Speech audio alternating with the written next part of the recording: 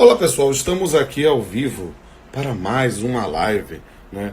Eu vou ter a oportunidade de conversar com o Marco Aurélio Bezerra de Mello, né? Uma grande figura, gente muito boa, um civilista de escola e também desembargador do Tribunal de Justiça do Rio de Janeiro.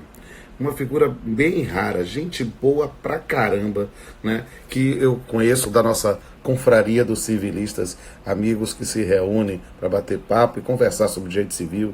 E ele, sem sombra de dúvida, é uma das pessoas mais legais desse grupo.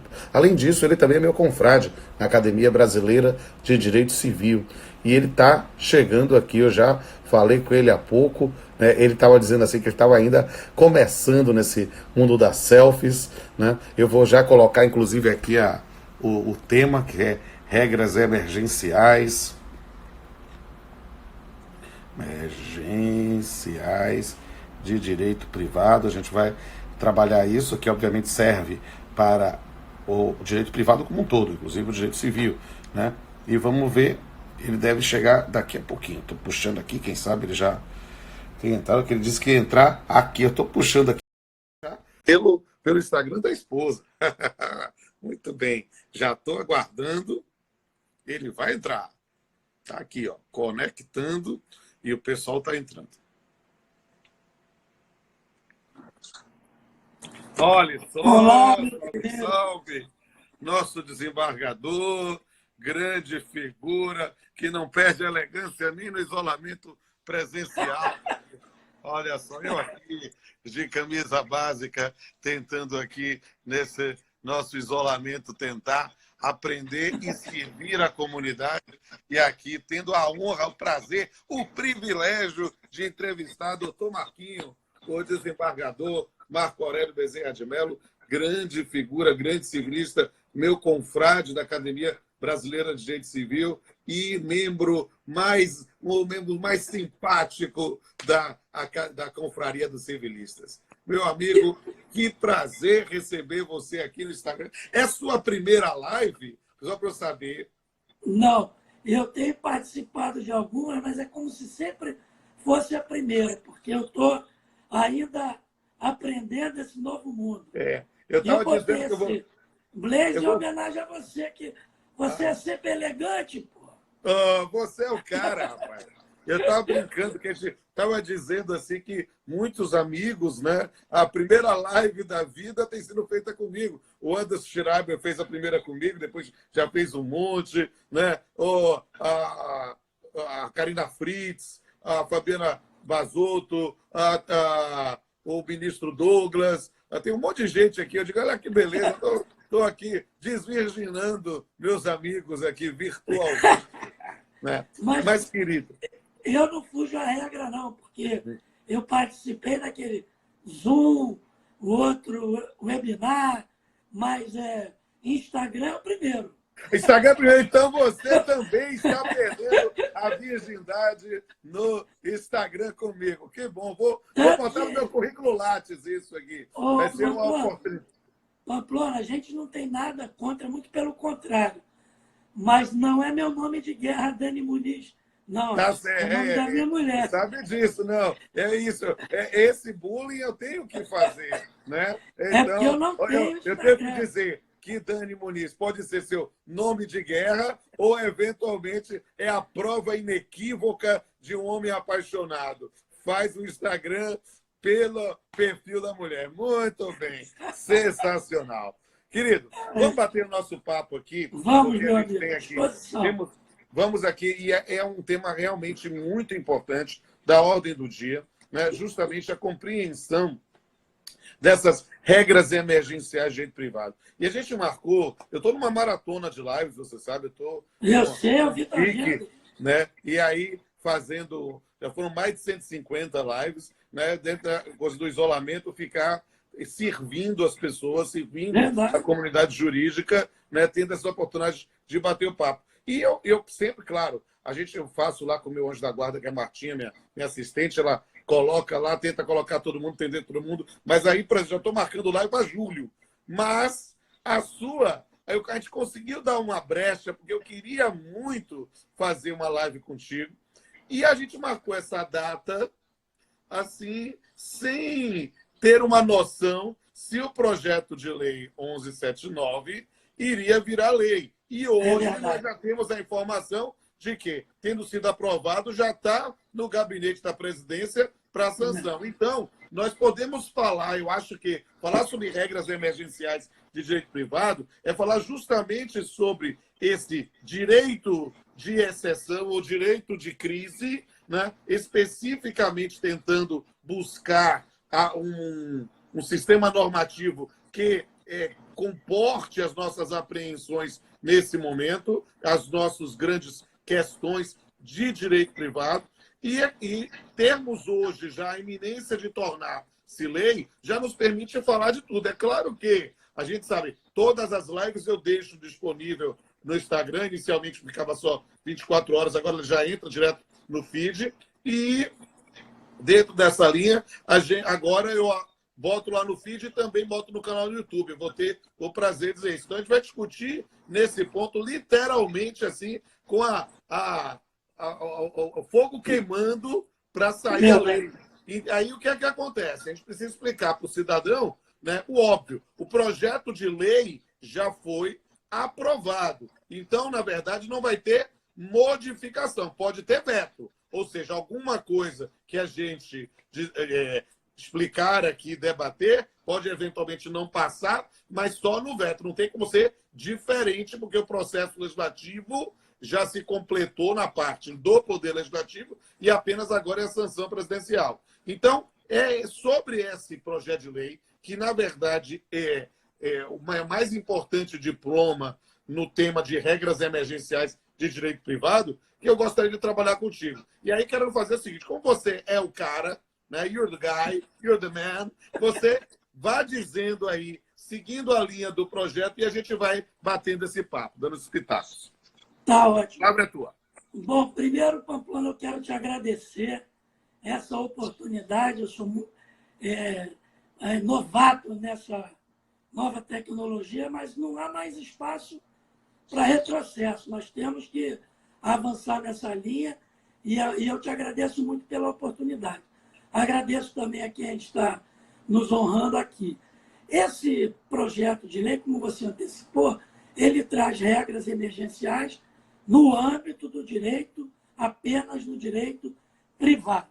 O que assim, norteou, primeiramente, a ideia da comissão? Era termos segurança jurídica. Algumas regras que, pelo menos, dessem à sociedade um norte a seguir. Por exemplo, locação. O juiz vai dar moratória, dá desconto de 15%, o outro colega dá de 20%, a locação de shopping center, o juiz decide, isentando o lojista de pagar aluguel. Como é que vai ser isso? Né? Então, não, vamos estabelecer uma regra que seja precisa e clara para definir. Primeiro ponto que foi adotado é o seguinte: qual o tempo? 20 de março, quando se decretou, por decreto legislativo, se deflagrou no Brasil a pandemia, o Brasil reconheceu por decreto legislativo, até 30 de outubro. Normalmente as pessoas perguntam, mas e se precisarmos até 30 de novembro? E se tiver um novo surto? Tomara que não. Tomara que não.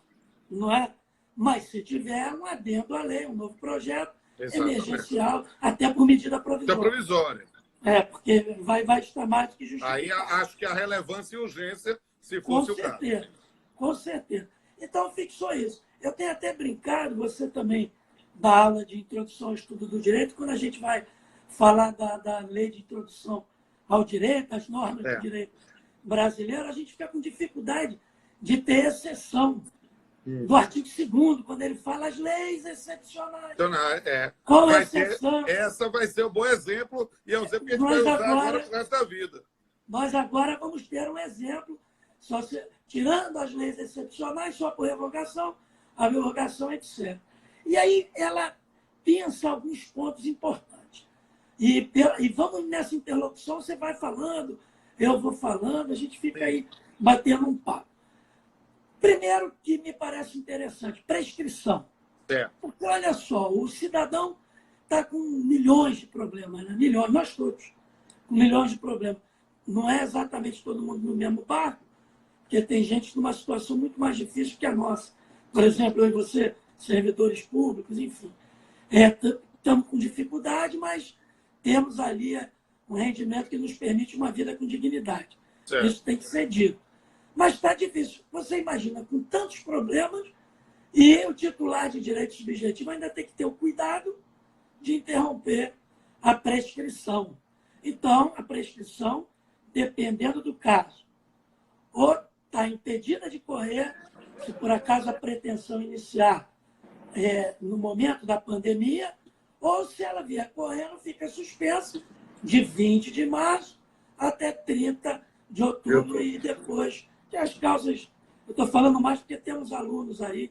E o que eu acho que é importantíssimo, só para dizer, eu fiz uma live também sobre isso com o Tepedino, nosso amigo, né? E aí, uma das coisas que eu disse para ele, eu acho que essa, sobre a prescrição, é talvez uma das partes do projeto de lei, agora potencialmente lei, mais importantes. Por quê? Porque evita temos uma situação de insegurança jurídica calcada no voluntarismo. Por quê? Porque é claro que o indivíduo poderia dizer, olha, eu estou impedido de acessar a prestação jurisdicional e, por isso, quero invocar uma possibilidade de uma suspensão. Mas perceba, ficar nesse ponto, numa situação que vai depender de exame de prova, não. É muito mais fácil, porque prescrição é matéria que depende de reserva legal. Não deve ficar dependente disso. E por isso termos isso. E digo mais, a gente tem preceito específico do projeto de lei que é para disciplinar todo o ordenamento jurídico, pelo menos do ponto de vista privado. É preciso entender que essa suspensão é para todo tipo de postulação. Então, para mim, que sou juiz do trabalho, isso é perfeitamente aplicável. E isso vai servir para os juizados especiais, vai servir não é somente para as demandas das varas cíveis e comerciais ou de falecimento, não, é do sistema como um todo, justamente para garantir ao cidadão o mínimo de segurança e estabilidade das relações jurídicas. E você vê, né, Pamplona? Eu vejo essa regra, e eu tive a oportunidade de falar isso com o professor Otávio, lá da USP, como uma daquelas que, mesmo passado o período da pandemia, ela pode acrescer definitivamente na parte geral. No Código Civil francês, caso fortuito e força maior, justifica a suspensão. Eu costumo ter até um artigo sobre isso, sobre a ideia da suspensão da prescrição na impossibilidade de movimentação do aparato estatal. Claro. E isso parece uma lógica da regra do direito, mas ficar dependente de um pronunciamento do magistrado se vai acolher ou não essa doutrina, eu acho que realmente, nesse ponto, a norma veio muito bem. E é justamente nesse ponto que você falou. É uma causa suspensiva. Então, não há diferença ontológica de causas suspensivas e impeditivas. Então, a situação é essa. A lesão ocorreu agora, o prazo prescricional não começou a correr. A lesão começou, foi antes da pandemia, estava correndo, suspende-se e retoma depois de 30 de outubro, salvo uma prorrogação aqui da norma. Maravilha. E você, né, Pamplona, como eu, dá muita aula de parte geral, a gente fica ali dando os exemplos. Tem um de causa impeditiva ou suspensiva que fala suspende a prescrição em tempos de guerra para o sujeito que vai para a guerra e volta. Ninguém nunca viu isso no caso concreto. Quando o caso fortuito e força maior, tem toda hora e vai permitir, como você falou, com segurança, sem voluntarismo, que é um problema desses novos tempos aí, de insegurança. Então, meu caro, que bom que a gente está afinado. Então, com certeza. Aí teve uma outra questão, que é a decadência. Sim. O legislador não ia ter a coragem de dizer especificamente que impede, suspende. Mas o que ele faz? Ele diz no parágrafo 2º do artigo 3º, que este artigo aplica-se à decadência conforme ressalva prevista no artigo 207 do Código Civil. Quer dizer, para bom entendedor, tanto prescrição quanto decadência, o cidadão está protegido. Exato. E nós já temos a exceção do Código de Defesa do Consumidor. Exatamente. Que também não é Para nada mim, Marco nenhum. Aurélio, engraçado que eu dei aula de prescrição e decadência para os alunos da graduação ontem. Né? Já falei do projeto de lei. E digo isso porque nós que somos coroas, né? Quando aprendemos direito civil na graduação, aprendemos no Código Civil de 16 que tinha aquela bagunça que não é atribuível a Bevilacqua. O Bevilacqua fez a distinção entre prescrição e decadência, foi o parlamento que fez aquela confusão de botar tudo com prescrição, mas as pessoas na época queriam distinguir prescrição pelos efeitos e não pela essência do instituto. Então ficava naquela coisa meio boba, dizer, prescrição interrompe e suspende decadência não, prescrição não pode ofício, decadência não. E quando ia mudar, havia mudança da disciplina jurídica, quando a prescrição, por exemplo, passou a ser acolhida de ofício, ou no CDC, a decadência pode ser interrompida ou suspensa, a gente começa a perceber que as pessoas precisam entender que prescrição é de pretensão. Prescrição pressupõe violação do direito. Decadência é exercício do direito. São situações de fatos jurídicos, ou seja, a repercussão do decurso do tempo nas relações jurídicas. E para ambas, nós temos a aplicação do Instituto. Siga aí. Meu querido, outra questão que nós vamos encontrar aqui, tanto nas pessoas jurídicas de direito privado, como também no condomínio edilício, é um prestígio às assembleias virtuais. Sim. Com eficácia, como se fosse presencial. Isso parece assim, mas é óbvio. Mas não é tão óbvio assim, porque os estatutos de sociedade anônima, a assembleia física, se não tiver a pessoa ali para votar, não pode fazer um acerto dentro de uma SA, ainda mais agora, dentro da pandemia. E, para mim, essa construção faz com que a gente já tinha algo numa medida provisória anterior, mas a norma agora é ampla. E parece-me que a gente pode aplicar isso para todo tipo de pessoa jurídica de direito privado. Nem imaginar, inclusive, a Assembleia de Sindicato ser virtual, já tinha referência lá nas MPs, mas a gente vai ter especificamente agora, porque a lógica é de uma medida emergencial, justamente pela impossibilidade ou não recomendação do contato presencial. Sem sombra de dúvida. Claro. Aplauso de novo. Nós dois aqui estamos online, estamos presentes. Exatamente. Eu estou dizendo, você tem interlocução. Nós não estamos entre ausentes. Isso. Estamos entre presentes. Presente. Na forma. Nós estamos presentes sem estar presencialmente. Estamos presentes virtualmente. A segurança jurídica é total. Total. Se nós tivéssemos aqui que alterar uma cláusula do estatuto, eu faço a proposta, você vota, o outro vota, vai ter o diretor, como é que dá o nome? O secretário anotando, fazendo ata. E isso também veio. Alguns condomínios do Rio já faziam, mas eu já tive sobre a minha relatoria uma ação de nulidade de uma assembleia virtual. Isso. E é claro, o juiz ele deu antecipação de tutela para anular os efeitos, e agravo de instrumento, eu modifiquei a decisão e encaminhei meu voto para o provimento no final, e todos acompanharam. Quer dizer, mesmo antes da lei, a insegurança jurídica a qual você se referia. Né? Exatamente. Mas aí temos a previsão, e isso já facilita muito o nosso trabalho. E aí o que é interessante? Eu, por exemplo, estou hoje presidente da Academia de Letras Jurídicas da Bahia.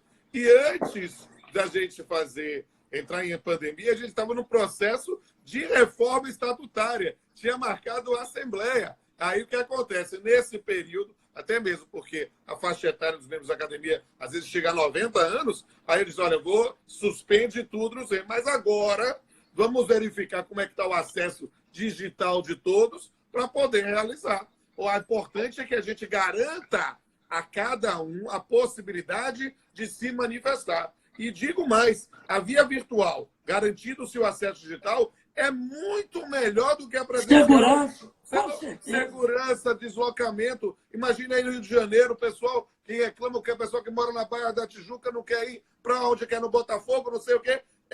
Porque é longe, cara. É. Você vê, se você quiser, Pamplona, como juiz, requisitar o vídeo para assistir no teu gabinete. Um está falando, isso não aconteceu. Quantas ações a gente tem isso? Isso não aconteceu na Assembleia. O outro diz, isso aconteceu, traga o vídeo. Eu sou um entusiasta. E a gente verifica. Agora, eu só vou te dar uma dica aqui, que eu resolvi recentemente um problema com o nosso amigo Cavalieri, a EMER, que vai te ajudar na Assembleia. A EMER estava querendo fazer um Zoom comigo e com o desembargador Cavalieri sobre a responsabilidade civil do Estado em tempos de Covid. E ele não sabia. O que eu fiz? Passei a mão no telefone, como eu conheço a filha dele, falei, olha, pede ao neto dele para ajudar. Meu amigo, é isso que você vai fazer aí. Descubra... Exatamente. Mas vou pedir para os netos todos, dos meus confrades, vai todo mundo acompanhar e fazer inclusão digital. Resolveu. Está resolvido. O neto comprou, instalou virtualmente. Ele falava comigo, Marquinho, tá tudo aqui, Marquinho, tá tudo aqui. Então procurar os netos dos acadêmicos. Deixa comigo, que isso é minha cara. Isso é minha cara. Mas siga outro tópico aí. Querido amigo, aí agora a gente chega no capítulo 4, que é o capítulo mais, eu acho assim, mais polêmico, que tem tido mais debate, que é o capítulo da resolução e revisão dos contratos, né? Sim. Então, a gente vai encontrar lá, primeiro, uma questão importante, que é a seguinte, as consequências da pandemia, alegação de fortuito, força maior, né? Elas não terão efeitos jurídicos retroativos. Isso é importante, que deve ter muito advogado. Claro, querer aproveitar, aí, jogar no bolo. E ficar atento, que a gente sabe, né? Às vezes a pessoa quer se livrar de um mau contrato, vamos falar o português, muito claro. Não está feliz com aquele contrato, vai usar pandemia, vai usar o que for. E o juiz não pode cair nessa. De qualquer maneira, temos um caminho a seguir. Você na sua jurisdição, eu na minha. Qual? Não terá efeito retroativo. Fato anterior a 20 de março, não se aplica a lei. Não se aplica. Não se aplica a regra. E aí vem o artigo 7º, esse caput me deu um susto danado, meu amigo. Sim. Que ele fala assim, não se considera fatos imprevisíveis para os fins lá, aos alunos que estão nos ouvindo, pega o código aí, 317, 478, né? Então ele diz, não se consideram fatos imprevisíveis lá do artigo 307 e do artigo 478, 1. Aumento de inflação, variação cambial, desvalorização ou substituição do padrão monetário. Eu confesso que quando eu vi substituição do padrão monetário, eu fiquei apavorado. Porque como eu fico aqui no meu mundinho, eu não tenho muita atuação política, e eu tenho sempre medo dos caras lá em Brasília. Meu irmão, o que esses caras estão pensando? Será que estão levando em consideração isso? Mas parece que não. Porque, na realidade, são questões já sedimentadas na jurisprudência. Só que eu lembro aqui que, por exemplo, aumento da inflação, tá legal. Agora, nós somos, como você falou, coroa, eu mais que você, nós já tivemos hiperinflação. E no final dos anos 80 e início dos anos 90. E o Supremo, que julgava isso em 85, 86, não tinha STJ, ele fez revisão contratual por hiperinflação. Então, alto lá, aumento da inflação é uma coisa. Se chegarmos a uma hiperinflação, é outra. Mas a variação cambial, você lembra? Essa você lembra bem.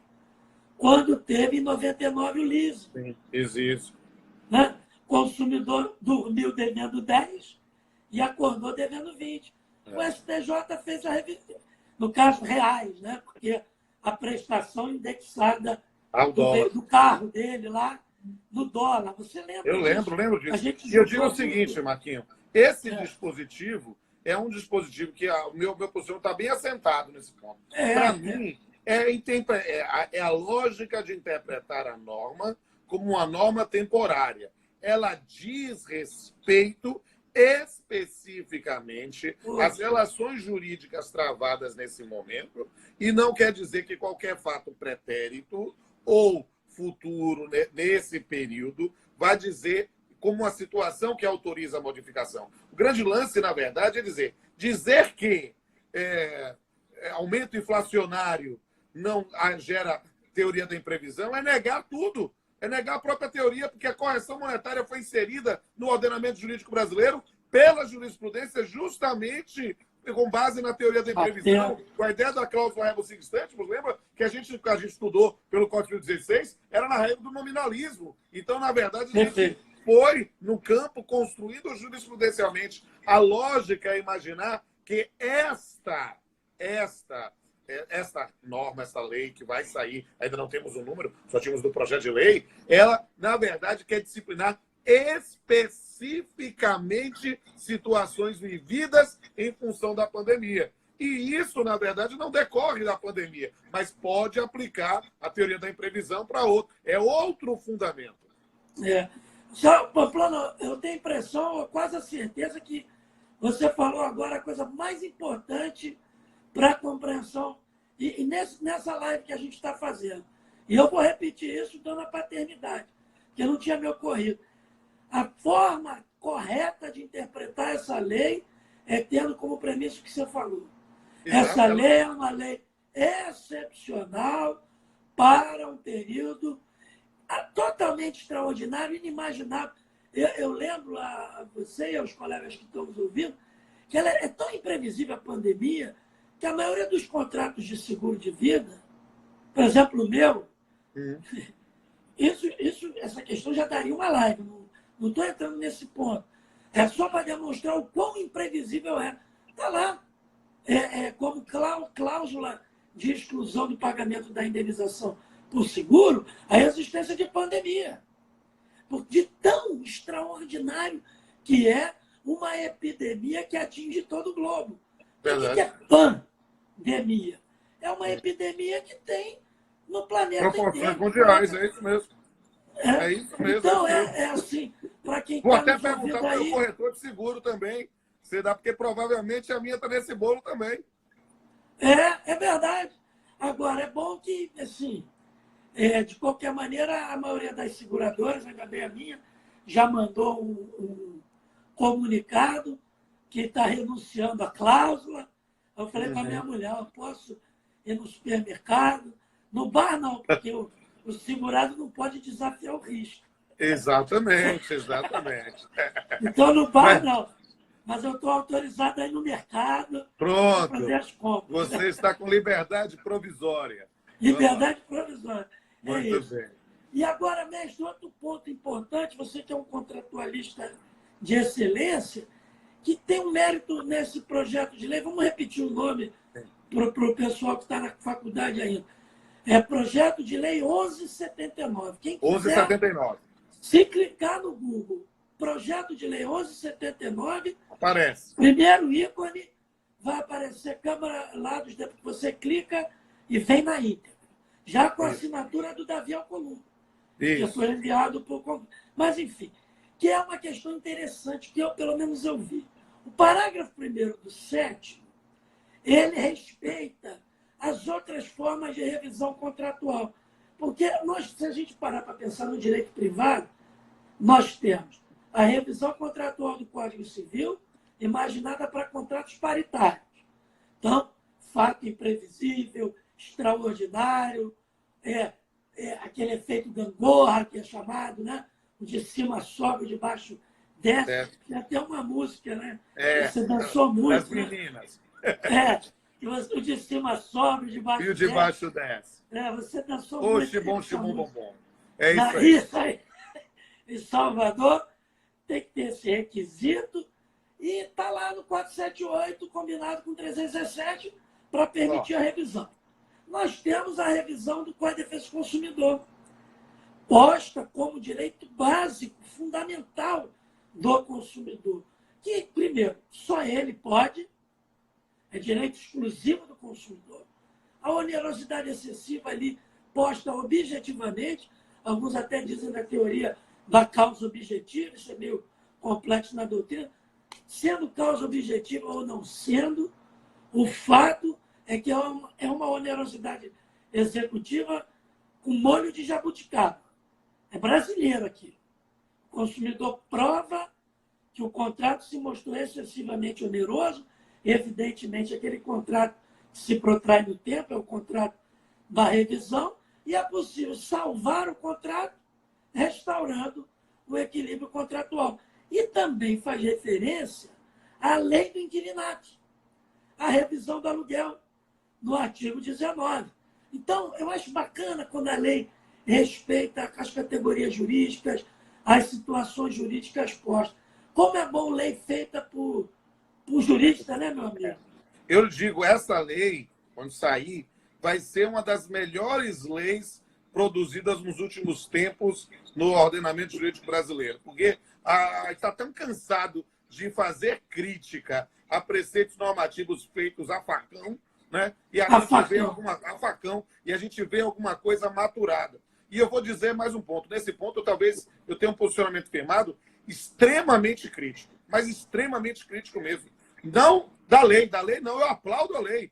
Crítico, e eu tenho lugar de fala na condição de magistrado. Por quê? Claro. Porque parece-nos que o que é que está acontecendo, meu amigo Marco Aurélio? A gente está vivendo numa situação em que as pessoas estão desrespeitando a autonomia da vontade e não estão observando efetivamente qual foi a modificação na equação econômica do contrato. Por quê? Porque perceba, eu vi crítica, inclusive de amigos nossos, ao projeto de lei, dizendo, mas o projeto de lei não indica uma redução de 10%, 15%, 20% ou 30%. E não é para indicar mesmo. Não é para indicar. Não cabe. Eu estou falando isso com liberdade, eu sei que vários colegas têm feito isso, mas não cabe ao Poder Judiciário decidir, ainda mais em sede liminar, a redução de prestação de qualquer natureza, pensando em relações civis, ou seja, que tem alguma paridade nesse ponto. É preciso entender que o grande mote da teoria da imprevisão é o empoderamento dos advogados no campo da negociação, para negociar e fazer uma nova ação, ou seja, uma relação jurídica obrigacional que extingue a anterior e aí resolve, porque, como diria Caetano, cada um sabe a dor, a delícia de ser o que é. Cada um é que sabe a dor, porque dizer, olha, em função da pandemia eu não posso pagar, e aí o magistrado reduz para 10%, 15%, 20%, isso é voluntarismo. Numa linguagem mais chula, isso é chute. Por quê? Porque, efetivamente, me mostre alguém que tenha demonstrado objetivamente a redução da equação econômica no que diz respeito aos ganhos do valor tal ao valor tal, aí deixa de ser chute. Aí sim, mas isso precisa ser garantido na base do contraditório. Eu não posso pensar isso em sede de liminar quando o indivíduo traz uma situação, olha, estou vivendo isso aqui, e a parte contrária. Porque o cara pensa assim, muitas vezes, no locador como o barão do café que está sobrando dinheiro. E às vezes é uma pessoa mais hipossuficiente do que o contratante. Por quê? Porque a pessoa vive daquilo. Então você tem uma grande empresa que tem capacidade econômica e aluga um galpão, que é o único bem de uma família, e que ela retira dali os seus ganhos.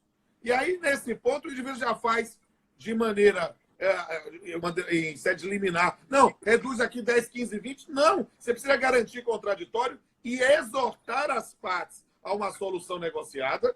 Não havendo a solução negociada, o magistrado deve ir, digamos assim, comendo pelas beiradas, ver se houve efetivamente naquela situação um desequilíbrio econômico que gerou descumprimento, fazer talvez, digamos assim, nos acessórios, na correção monetária, na antecipação de vencimento de parcelas vincendas, né, na questão da cláusula penal, e realmente, na essência, só e somente só, se demonstrado de forma inequívoca, e só tem demonstração inequívoca garantindo o contraditório, né? Ou seja, não dá para decidir tão rápido, né? Nessa circunstância, você garantir o contraditório, dizer realmente houve uma mudança da equação econômica. Por quê? Porque pode ser que o locatário esteja passando por dificuldade, mas o locador também. Pode, e aí é preciso a gente ver isso em shopping center. Eu digo isso em mensalidade de escola. O campo é de negociação, meus amigos. A pessoa querer reduzir ou na 10, 20, 30%. Peraí, mas a escola não tem professor ainda para pagar salário? Não tem pessoal que continua lá? Ela suspendeu os contratos? Ela fez isso? É preciso verificar efetivamente e é o campo realmente para as ações coletivas, para que efetivamente possa ser demonstrada essa situação. Então, na minha muito modesta opinião, eu aplaudo o projeto de lei por não ter caído no canto de sereia de trazer parâmetros de redução de prestação, porque isso ia ser distorcido. Meu irmãozinho, eu estou de pleno acordo com você. A gente não pode esquecer, assim, quem está nos ouvindo, que amanhã de manhã, quando passar uma manteiguinha no pão, a manteiguinha chegar na mesa, a gente passar no pão, tomar o nosso cafezinho, tem uma rede contratual. Vai fazer uma salada, pegou o tomate na geladeira. Se o tomate é orgânico, a rede é até menor, porque são pequenos. Mas se é um tomate do dia a dia, é uma rede enorme até chegar ali. Então você não pode ter a pretensão, a veleidade de, numa canetada, destruir uma contratação que você não está sabendo o que está para trás e o que está para frente. Outra coisa que você falou que é extremamente relevante, a análise do caso concreto demonstrado. Você não pode botar 15, 20, de onde vem isso? De onde vem 30%, 50%, 15%? É achismo, é voluntarismo. E eu vou falar até porque... Só para dar um exemplo claro. do meu ramo, na greve dos petroleiros de 94, o TST, quando estava querendo discutir a questão de estabelecimento de prestações e serviços inadiáveis, fixou ali, olha, aqui você precisa garantir 30%. Uma decisão fez com que todo mundo achasse que tem garantido 30% para tudo. Ou seja, o que é que acontece? Você pensa numa situação lá de cima e o indivíduo acha que isso pode ser aplicado para qualquer situação de forma impessoal, sem analisar caso concreto, sem verificar aspectos das planilhas de custo dos dois lados. Ou seja, o que é que acontece? As pessoas, e eu digo isso com liberdade, eu sou juiz há 25 anos, cara. As pessoas precisam entender que a gente não é super-herói de toga. A gente é um ser humano que tem que ter um mínimo de respeito ao contraditório, garantindo as partes para fazer isso. Por quê? Porque numa determinada circunstância, a gente vai dizer, olha, o indivíduo está passando por necessidade, todo mundo está. E pensar nessa circunstância de dizer, olha, não, nesse ponto, estou pensando até agora em CDC, o consumidor está mais vulnerável, é verdade, mas a gente pode, na verdade, parar a atividade econômica. Por quê? Porque se a gente faz uma determinada planilha, eu vejo assim, por exemplo, as pessoas falam, e a discussão da qualidade? Bem, vai discutir isso judicialmente, vai verificar o campo da negociação, é o ideal, mas perceba, às vezes você tem instituições de ensino que são filantrópicas,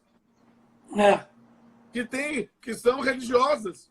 E como é que você vai fazer nesse campo toda uma construção que a valor da mensalidade é muito mais baixo do que a das outras instituições? E aí, jamais, todo mundo está passando, vai baixar também? Vamos ter que analisar efetivamente se é o caso. E o ideal, para mim, eu vejo isso da minha experiência da área trabalhista, é buscar a autocomposição pela via negocial coletiva. É o ideal, porque a via individual, nesse ponto, vai para o voluntarismo. Pamplona, lá no nosso IBDConte, que a gente é membro do Instituto Brasileiro de Direito Contratual, eu publiquei no Migalhas Contratual, estou ouvindo você, estou feliz da vida, porque eu publiquei um artigo lá, que o título é Por uma lei excepcional, dever de renegociação como condição para o ajuizamento de ações de revisão e resolução do contrato no pós-Covid-19. Porque eu estou convencido da necessidade dessa lei. Há um projeto de lei que vai ser apresentado pelo deputado Hugo Leal, ele tentou fazer o destaque desse projeto, mas havia um acordo de líderes, eu acho que até correto. É do projeto, é do processo legislativo. Mas chegou a ser discutido e depois eu vou te mandar, você vai gostar. Eu vou divulgar. A ideia é exatamente o que você está falando. A mesma energia que gerou a contratação, ela tem que se deslocar para a repactuação. Direcionada para a renegociação. Não há dúvida. Eu tive uma vez um caso, a gente não fala de caso, está falando em abstrato, mas esse foi muito emblemático, pelo que eu falei, sem pensar, e talvez até equivocadamente. Eu gosto, às vezes, de fazer audiência no segundo grau, sobretudo em questões de família. E era uma briga, o pai e a mãe se matando, e quem estava morrendo era um filho de 10 anos. Exato. As coisas horrorosas. Eu coloquei os dois lá, e os advogados, e vamos lá, o que a gente vai fazer? Uma psicóloga do tribunal excepcional, trabalhando, que tem formação de mediador. Eu falei, tá perfeito, vou sair daqui. Que nada. Eles, olha, foi um horror. No final, Pamplona, eu bati assim, de tão nervoso. Eu falei, olha, então, vocês todos aqui estão condenados a uma decisão judicial. Boa tarde, passa bem. E depois eu fui pensando no que eu tinha falado. Mas fui grosseiro, mas tinha um sentido ali. O pior que tem para resolver uma questão de guarda e visita é a decisão judicial. Sim. Será que os pais não têm maturidade para ver o que é melhor para o filho? E aí, tudo bem. Decidir, você sabe, é a coisa mais fácil. Você vai ali, é para decidir? É para decidir, tá bom. Vou decidir. Bom, vou decidir. Dizendo a mesma coisa com outras palavras, eu falo para os meus alunos quando eu dou aula de processo, diz o seguinte, olha, meu amigo, fazer sentença, qualquer macaco amestrado com QI abaixo de ameba faz, é só ser treinado. Agora, fazer justiça, julgar, dar a cada um que é seu, isso você precisa ralar. Você precisa efetivamente ter paciência, ter tolerância, sabe? Essa iniciativa sua é excelente. Vou ouvir o pessoal do segundo grau. Às vezes, a gente tem que respirar muito, porque dá vontade de estourar. Mas vamos lá. Quando não quer, dois não bicam. Pronto, eles estão condenados na decisão judicial. O Estado me remunera para decidir. Agora, você falou na justiça. A justiça, nesse caso, melhor é a autocomposição. Sempre. Mas a autocomposição é a melhor forma. Por quê? Porque o peão sabe muito mais do que nós. Ele sabe que o combinado não é caro nem barato, é o combinado. Se é o combinado, está resolvido. Agora, o problema é o vício de consentimento na combinação, todos esses dados. Aí sim a gente tem que verificar. Mas se eles estão livres, tem que respeitar a vontade das partes mesmo. E o que quiseram fazer na intenção do negócio jurídico. Mas siga aí. Aí, meu irmão, outra questão importante aqui é a ressalva que se faz para não aplicação da revisão contratual e resolução, que é vista para contratos paritários no Código de Defesa do Consumidor. Claro. Então, para o vulnerável, continuamos com o artigo 6º e inciso 5 do Código de Defesa do Consumidor. E já que eu toquei no consumidor, também uma alteração interessante é a questão do 49. Quem está aí nos ouvindo não lembra, é aquele artigo que dá o prazo de reflexão. 7 dias ao consumidor que adquire fora do estabelecimento comercial. Olha que interessante, Pampão. O que era exceção agora é regra. Uhum. Aquisição por delivery. Isso. Então, diz aqui o artigo 8º que até 30 de outubro está suspensa a aplicação do artigo 49 do CDC para produtos perecíveis de consumo imediato e medicamentos. Você imagina que maluquice a pessoa pedir um produto perecível, só quer 7 dias para desistir. Direito potestativo. Então, essa regra é muito importante, né? Está suspenso. Está suspenso. Está suspenso. Diga aí, quem já está falando há 45 minutos, eu estou com medo, eu quero ver se a gente chega até o final. Vamos lá. Locação imóvel urbano, você já falou que tinha de mais importante. Houve uma discussão grande, moratória, não moratória, percentual, uma guerra danada. Eu participei, de alguma forma, dessa discussão. Me pronunciei. Olha, e o modelo de moratória para o Brasil é a maior furada. Você admite moratória na Alemanha, né? E eu Portugal. Mas você tem um sistema especificamente de assistência social que é absolutamente diferente do nosso. Aqui as pessoas precisam ralar para sobreviver. O cara vende o almoço para comprar o jantar. Então, é preciso entender esse tipo de questão, que pensar em, não é calote, em moratória é algo que precisa ser muito bem estudado para poder ser. E com a garantia de uma efetivação posterior. Ou seja, uma discussão é sempre possível, mas pensar em suspensão por pitaco da lei talvez não seja o melhor. Seria muito Porque você desaquece a economia, cara. Você desaquece a economia, você não tem jeito do indivíduo conseguir se recuperar nesse ponto. Seria uma arbitrariedade estatal, né? Sim. Como você falou, tem autonomia privada. Assim, ó, agora só vai pagar depois da pandemia. Você tocou a questão de locador-locatário. Eu conheço uma locadora que herdou do marido um apartamento de 2 quartos em Copacabana, apartamento ótimo em Copacabana, de frente para a praia. Não tem, a pensão dela não dá para pagar sequer o condomínio com mais medicamentos. Ela mora no Meia, de aluguel, e aluga aquele lá. É caso concreto, não estou de achismo, não. A lei do inquilinato tem função social, inequivocamente. A gente sabe disso, mas a gente tem que ver o caso concreto. Né? Condomínio edilício, né? Assim. Então, o que passou, para quem está nos ouvindo? O que passou foi o seguinte: o juiz não pode deferir liminar no período da pandemia. Eu acho isso ótimo, inclusive comentei lá com o professor Otávio, num Zoom desses que a gente fez, que, de qualquer maneira, até mesmo operacionalmente. Como é que um despejo gera... Como é que vai viabilizar o despejo se a ordem é fique em casa? Você vai tirar alguém de casa? E você sabe que...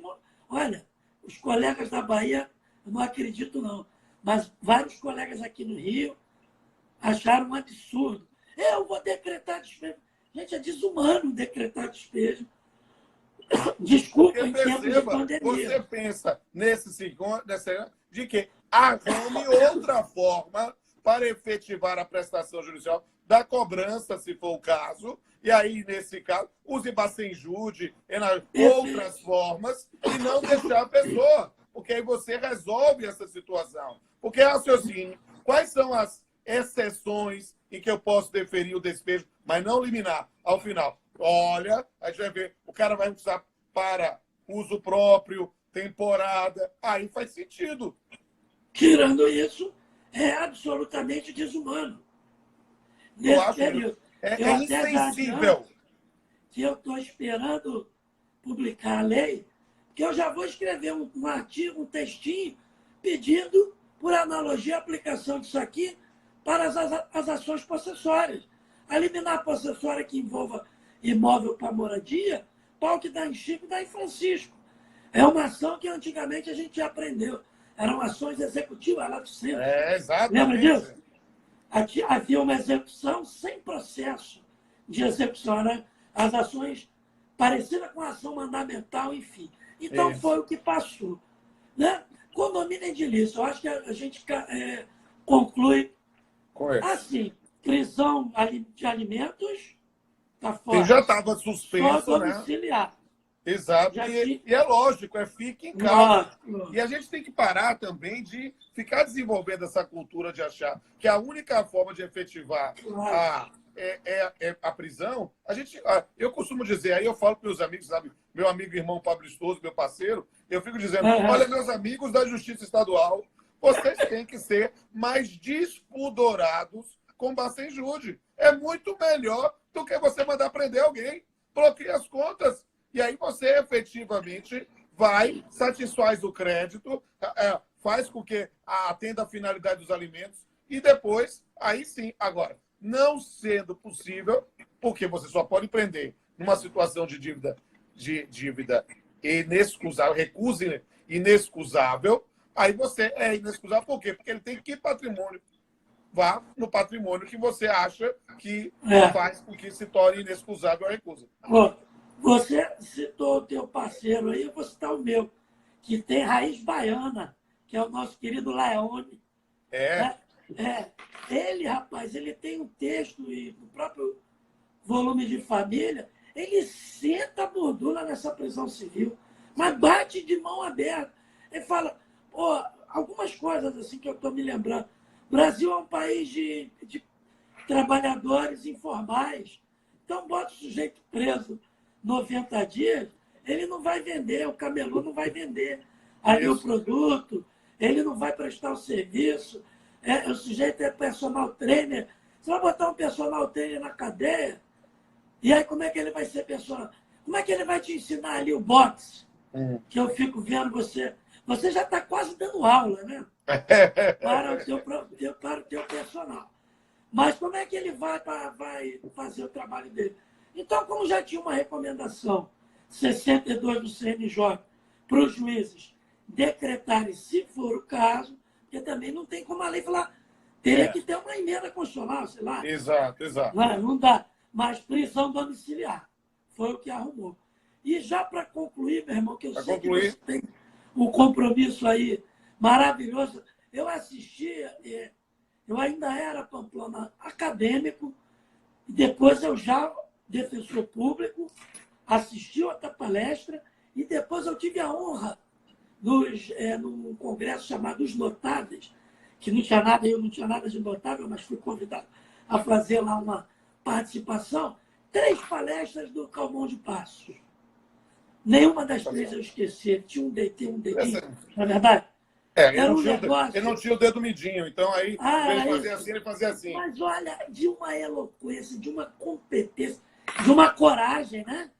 Que ele falava de uma cátedra assim, e quando eu era aluno, eu levantei, eu acabei a palestra assim, não pegar em armas, não sou dado à violência, mas tipo assim, o que a gente precisa para melhorar a justiça é o que esse cara está falando aí. Então, maravilhoso, é centenário, né?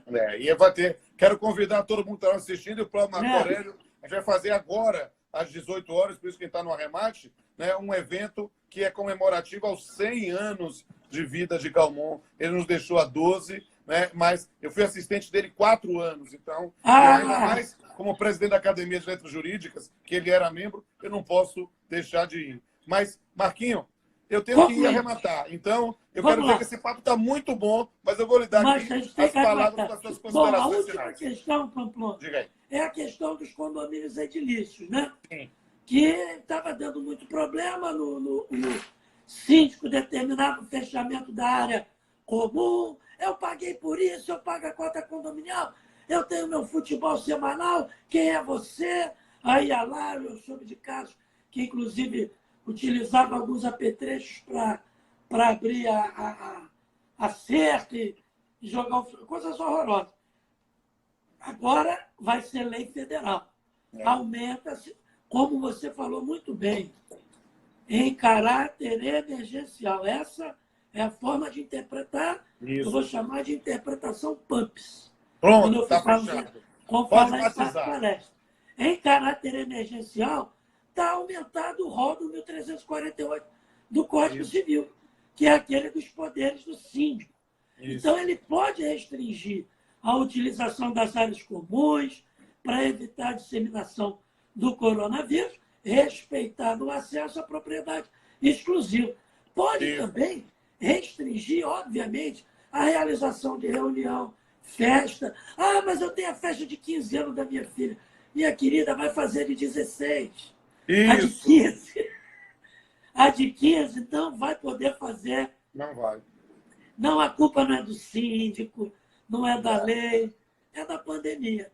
Então, querido, olha esse papo. Agora eu já não tenho mais inveja quando eu assisti aquele Papeando com Pamplona. Me dava uma pontinha de inveja lá dos teus convidados, eu era doido para participar com aquela canequinha e tal.